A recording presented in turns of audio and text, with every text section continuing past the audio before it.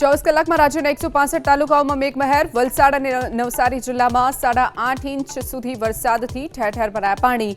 આજથી 5 દિવસ યલો એલર્ટની આગાહી. ભારે વરસાદ બાદ આસામમાં પૂર. 15 જિલ્લાના 3 લાખ લોકો પૂરથી પ્રભાવિત. અત્યાર સુધીમાં 10 લોકોએ ગુમાવ્યો છે.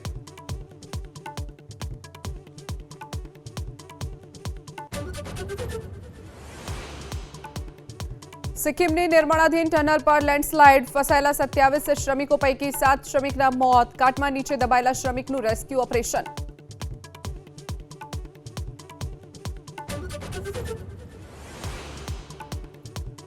મોન્સૂન સત્રનો આજે બીજો દિવસ. આજે પણ સંસદના બંને ગૃહમાં હોબાળાના અણસાર.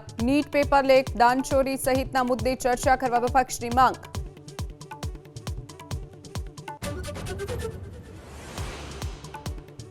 આજે સંસદ ભવનના પરિસરમાં એનડીએ સાંસદોની બેઠક. પીએમ મોદી સાંસદોને કરશે સંબોધન, તો સત્ર પહેલા વિપક્ષના સાંસદોની પણ બેઠક.